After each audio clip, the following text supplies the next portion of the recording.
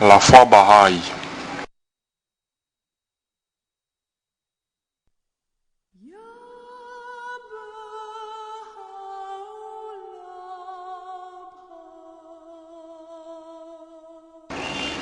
Une religion mondiale. La foi Baha'i est une religion mondiale dont le but est d'unir toutes les races et tous les peuples dans une cause universelle et une foi commune. Les Baha'i sont les disciples de Baha'u'llah, qui est pour eux le promis de tous les âges. Le remède souverain ordonné par le Seigneur, le moyen le plus puissant pour la guérison du monde entier, c'est l'union de tous ces peuples en une cause universelle, une même foi. Dieu, l'inconnaissable Créateur. Baha'u'llah nous enseigne que son essence est inconnaissable, c'est-à-dire que nous ne devons pas créer une image de Dieu dans notre esprit, par exemple en pensant à lui comme à un homme. En général, la créature ne peut pas comprendre son créateur. Par exemple, une table ne peut pas comprendre la nature du charpentier qui l'a créée. L'existence du charpentier n'est pas du tout compréhensible pour les objets qu'il fabrique. Dieu est le créateur de toutes choses, et selon Baha'u'llah, la raison de notre création est l'amour. Ô Fils de l'homme, j'ai aimé ta création, c'est pourquoi je t'ai créé. Aime-moi donc, afin que je puisse mentionner ton nom et que, de l'esprit de vie, je remplisse ton âme. L'alliance éternelle. Cet amour nous parvient à l'aide de son alliance éternelle. Dieu ne nous laisse jamais seuls et sans direction. Chaque fois que l'humanité s'écarte de lui et oublie ses enseignements, une manifestation de Dieu apparaît et nous révèle sa volonté et ses buts. La manifestation de Dieu. Les manifestations de Dieu révèlent à l'humanité la parole et la volonté de Dieu. Ainsi, lorsque nous les écoutons, nous répondons donc à l'appel de Dieu. Les manifestations de Dieu sont comme des miroirs parfaits qui reflètent la lumière de Dieu dans toute sa splendeur. Et tous ces miroirs réfléchissent la même lumière. Tandis que Dieu est au-delà de notre perception, ces êtres parfaits viennent d'époque en époque et nous remplissent de l'énergie dont nous avons besoin pour progresser matériellement et spirituellement. Les plaies de l'humanité. Baha'u'llah dit: voici le jour où les plus précieuses faveurs ont été prodiguées aux hommes, le jour où sa puissante grâce a imprégné toutes les choses créées. Il incombe à tous les peuples du monde de concilier les différends et de se ranger unis dans la paix la plus parfaite à l'ombre de l'arbre de sa providence et de sa tendre bonté. Le but de la foi Baha'i est d'unir l'humanité.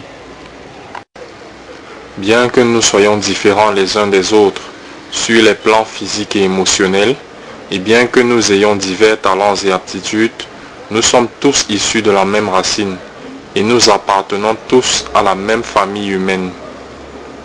Lorsqu'un sentiment de haine commence à se former dans nos cœurs, nous devons immédiatement le remplacer par un sentiment d'amour. L'unité de l'humanité.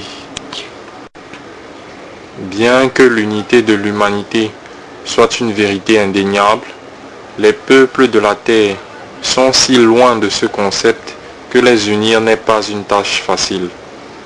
Quand quelqu'un se joint à la communauté Baha'i, il participe avec tout le monde à la construction et au maintien de cette unité.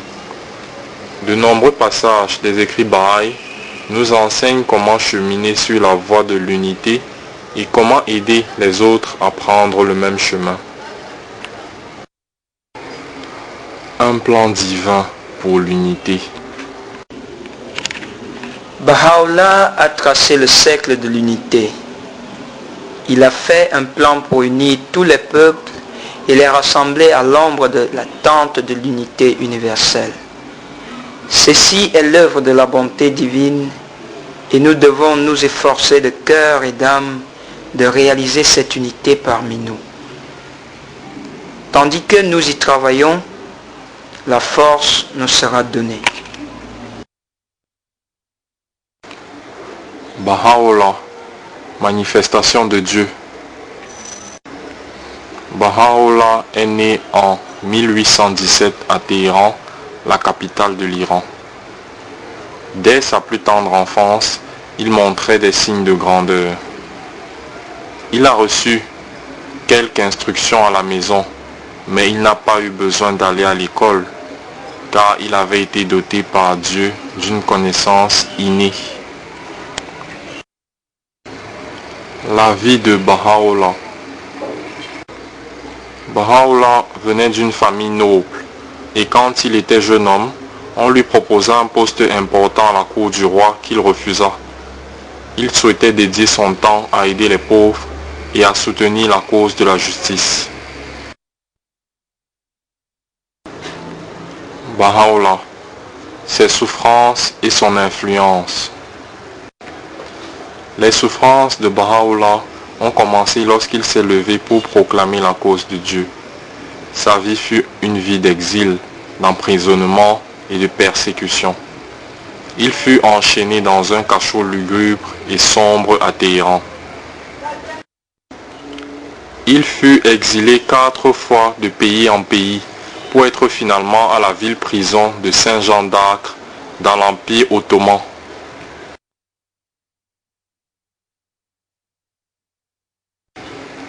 La plus grande prison.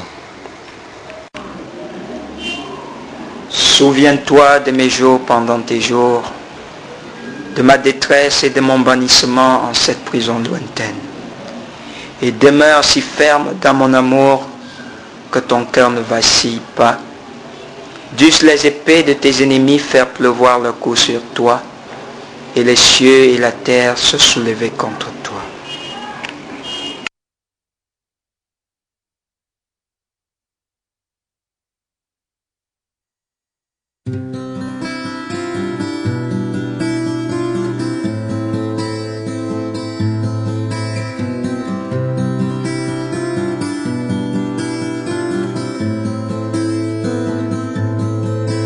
L'ancienne beauté s'est laissée charger de chair pour que l'humanité puisse être libérée de son esclavage. Et il a accepté d'être emprisonné dans cette très grande forteresse pour que le monde puisse parvenir à la vraie liberté. Il a bu jusqu'à la lit la coupe de la douleur, afin que tous les peuples de la terre puissent parvenir à la joie éternelle. Oui, il a bu jusqu'à la lit la coupe de la douleur, afin que tous les peuples de la terre puissent parvenir à la joie éternelle. Et qu'il soit rempli d'allégresse, et qu'il soit rempli d'allégresse. Nous avons, aux croyants en l'unité de Dieu, accepté d'être abaissé pour que vous soyez élevés. Nous avons souffert une multitude d'afflictions pour que vous puissiez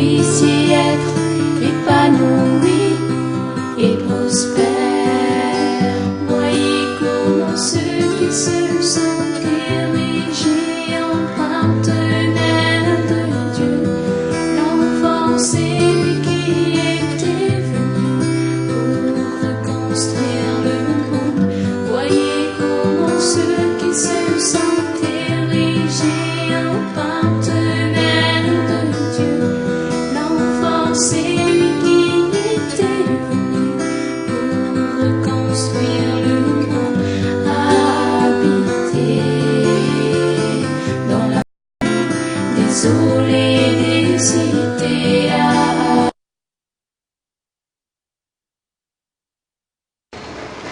La lumière de vérité. Tous les efforts furent entrepris par deux puissants gouvernements de l'époque, celui du roi d'Iran et celui de l'empereur ottoman, pour s'opposer à Baha'u'llah et à ses enseignements. Mais la lumière de vérité ne s'éteint pas facilement. En dépit d'une constante persécution, il continua de révéler la parole de Dieu pendant plus de 40 ans. Le mausolée de Baha'u'llah. Baha'u'llah mourut en 1892. Son tombeau est situé en Terre Sainte, près de la ville de Saint-Jean d'Acre en Israël. Le Bab, précurseur de la foi Baha'i.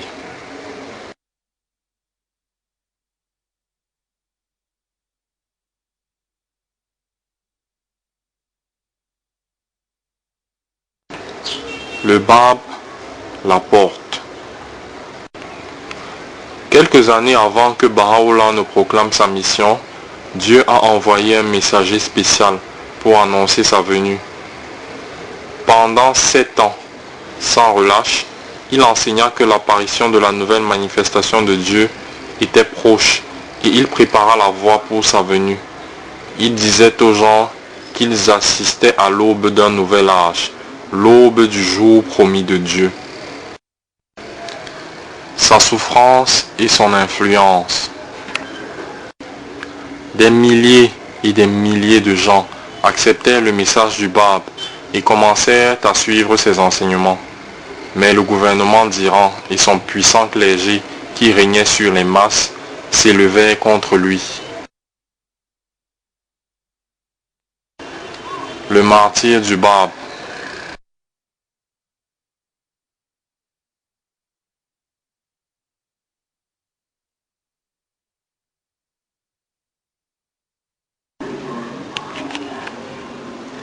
Deux prières du Bab. Qui autre que Dieu dissipe les difficultés, dit, loué soit Dieu, lui seul est Dieu. Tous sont ses serviteurs et tous dépendent de son commandement. Dit, Dieu suffit à tout, au-dessus de tout. Rien ni dans les cieux ni sur la terre, sauf Dieu, ne peut suffire. En vérité, il est en lui-même celui qui sait, celui qui soutient l'Omnipotent.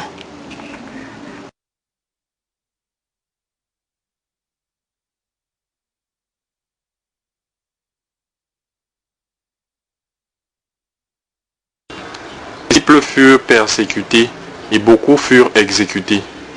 Le Bab lui-même fut martyrisé à l'âge de 31 ans sur le Centre mondial administratif et spirituel.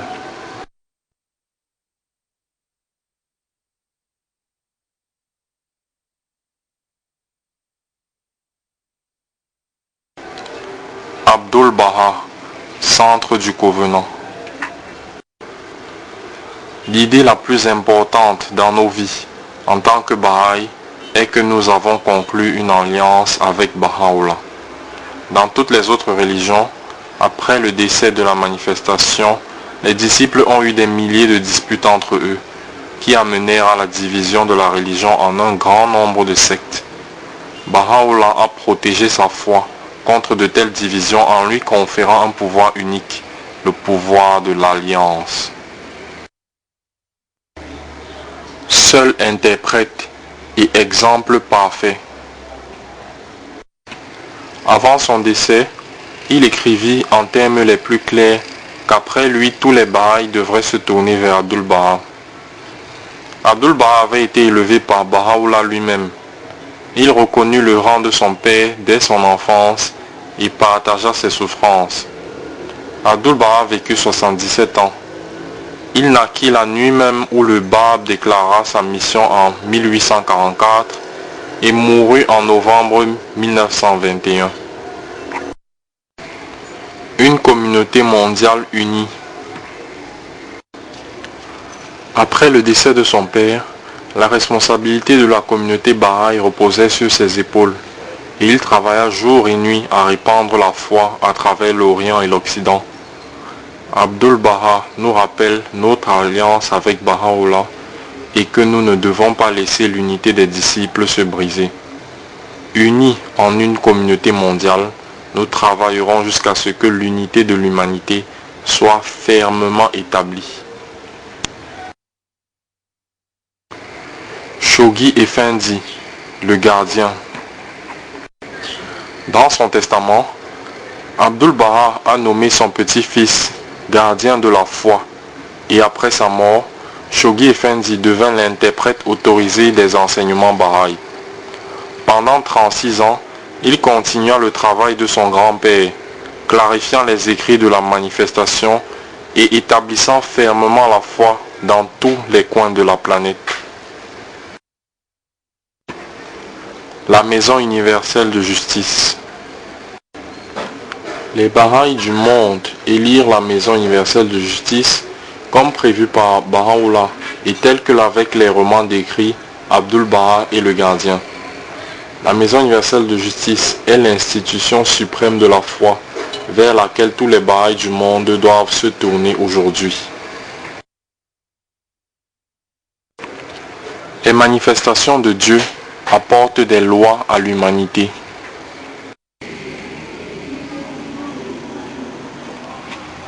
Les lampes de mon affectueuse providence parmi mes serviteurs, les clés de ma miséricorde pour mes créatures. Observez mes commandements pour l'amour de ma beauté. La prière, nourriture spirituelle. Je témoigne, ô mon Dieu, que tu m'as créé pour te connaître et pour t'adorer. J'atteste à cet instant mon impuissance et ton pouvoir, ma pauvreté et ta richesse. Il n'est pas d'autre Dieu que toi, le secours, l'absolu. Médisance interdite. Ô compagnon de mon trône, n'écoute pas le mal et ne vois pas le mal. Ne t'abaisse pas et ne laisse échapper ni soupir ni pleurs. Ne dis pas de mal afin de ne pas en entendre dire et ne grossis pas les fautes des autres pour que les tiennes paraissent moins grandes. Ne souhaite l'humiliation de personne afin que la tienne ne soit pas dévoilée. Passe donc les jours de ta vie qui sont plus courts qu'un moment fugitif, en gardant ton esprit sans tache, ton cœur immaculé, tes pensées pures et ta nature sanctifiée, afin que, libre et satisfait, tu puisses quitter cette forme mortelle pour te rendre au paradis mystique et habiter à jamais au royaume éternel. Alcool et drogue interdits. Ô Fils de l'Esprit, je t'ai créé riche, pourquoi t'abaisses-tu à la pauvreté? Je t'ai fait noble, comment peux-tu t'avilir? De l'essence du savoir, je t'ai conféré la vie. Pourquoi cherches-tu la lumière auprès d'un autre? De l'argile de l'amour, je t'ai façonné. Comment peux-tu t'occuper d'un autre que moi? Tourne ton regard vers toi, afin que tu puisses me trouver présent en toi, fort, puissant, subsistant par moi-même. Éducation de tous les enfants. Le premier devoir des aimés de Dieu et des servantes du miséricordieux est celui-ci. Ils doivent faire tout leur possible pour éduquer garçons et filles, les filles de la même façon que les garçons. Il n'y a pas de différence entre les deux. L'ignorance des deux est blâmable et la négligence dans les deux cas est condamnable. Sont-ils égaux ceux qui savent et ceux qui ne savent pas? Construire une civilisation mondiale. Premier acteur, l'individu. Son devoir est de rester ferme dans l'alliance, de s'efforcer chaque jour de suivre les enseignements de Baha'u'llah et de servir l'humanité. D'être toujours conscient du fait que sa vie ne se termine pas avec la mort et que sa relation avec Dieu est éternelle. Après la mort, nos âmes se libèrent et continuent leur progrès vers Dieu pour l'éternité. Deuxième acteur, la communauté. Les êtres humains n'ont pas été créés pour vivre seuls. Nous vivons dans des communautés et nous devons travailler à construire une nouvelle civilisation. La communauté la plus proche de nous est la communauté locale, constituée par les Baha'is de notre ville ou de notre village. C'est dans cette communauté locale que nous apprenons à coopérer les uns avec les autres, à grandir ensemble et à devenir unis. Troisième acteur, les institutions. Baha'u'llah a apporté son propre ordre administratif, ce qui veut dire qu'il nous a dit quelles institutions nous devons créer, comment elles doivent fonctionner et comment l'humanité doit être gouvernée. Il n'y a pas de prêtre ni de clergé dans la foi Baha'i et c'est l'assemblée spirituelle locale qui guide les affaires de la communauté locale. Une assemblée spirituelle locale est constituée de 9 membres élus à bulletin secret et dans une atmosphère de piété par tous les croyants adultes de la communauté. Il n'y a pas de campagne électorale.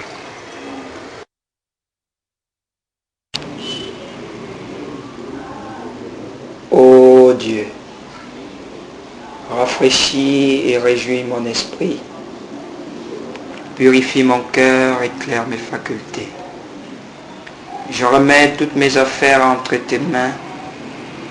Tu es mon guide et mon refuge. Je ne veux pas m'abandonner plus longtemps à la tristesse et au chagrin. Je veux être débordant de joie et de bonheur. Ô mon Dieu, je ne veux plus être envahi par l'anxiété ni laisser les tourments m'accabler. Je ne veux plus m'appesantir sur les ennuis de la vie. Ô Dieu, tu es pour moi un ami plus véritable que je ne le suis moi-même. Je me consacre à toi, ô Seigneur.